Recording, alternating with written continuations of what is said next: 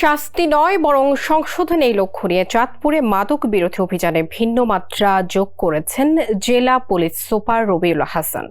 গত মঙ্গলবার রাতে অভিযানে আটক হওয়া বেশ কয়েকজন কিশোরকে থানায় নিয়ে আসার পর তাদের ধর্মীয় অনুশাসনের মাধ্যমে সঠিক পথে ফেরার আহ্বান জানানো হয়। এ কাজে তাবলিগি আলেমদের সহযোগিতা নিয়ে এক ব্যতিক্রমী উদ্যোগ বাস্তবায়ন করেছেন তিনি। বিস্তারিত থাকছে প্রতিবেদনে। ধর্মীয় বয়ানের মাধ্যমে মাদকসেবীদের সংশোধনের এক অভিনব পন্থা অবলম্বন করলেন চাঁদপুরের পুলিশ সুপার রবিউল হাসান।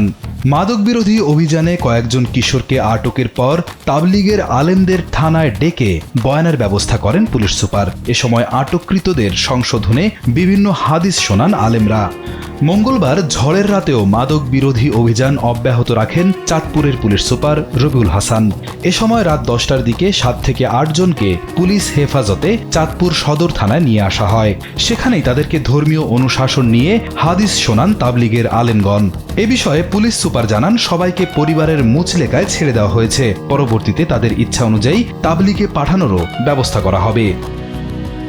আর তাবলিগের এই বিষয়টা হলো যে যাতে করে তারা একবার তাবলিগে যারা সময় দিবে তার বাপ মায়ের জন্য তার একটা আশীর্বাদ স্বরূপ হবে, অভিশাপ না। তার বাপ মায়ের জ্বালা যন্ত্রণার কারণ হবে না, অন্তত যে বাপ মায়ের দুশ্চিন্তার কোনো কারণ হবে না, বা বাপ মায়ের মানে কি বলবো, এটা যে অনেক সন্তানই মাদকের কারণে বাপ মাকে মেরে ফেলতেছে, মাদকের টাকা দিচ্ছে না এই জন্য। ঠিক আছে, এরা নিঃসন্দেহে সংশোধিত হবে, কারণ আমি বিশ্বাস করি আল্লাহ এবং আল্লাহ রাসূল সাল্লাল্লাহু আলাইহি ওয়াসাল্লামের যে পথ এবং মত এবং ওনার যে পদ্ধতি সংশোধনের, এর চেয়ে ভালো পদ্ধতি বা পথ আর কারোরই হতে পারে না। মানুষ সৃষ্ট তো হতেই পারে না, মানুষ সৃষ্ট যে পথ বা মত আছে। এই জন্য আমি চাইছি যে যারা ইচ্ছা করে তাবলিগে যাবে, পিতামাতা পাঠাতে চাবে, তাদেরকে আমি তাবলিগে পাঠাবো এবং তাদের সুবিধা মতো। এখনই পাঠাতে মানে নাই, কারণ অনেকের পরীক্ষার্থী আছে, পরীক্ষা শেষ হয়ে যাবে, অনেকে ফ্রি টাইম পাবে তখন যাবে, অনেকে তাৎক্ষণিকভাবে যাওয়ার নিয়ত করেছে।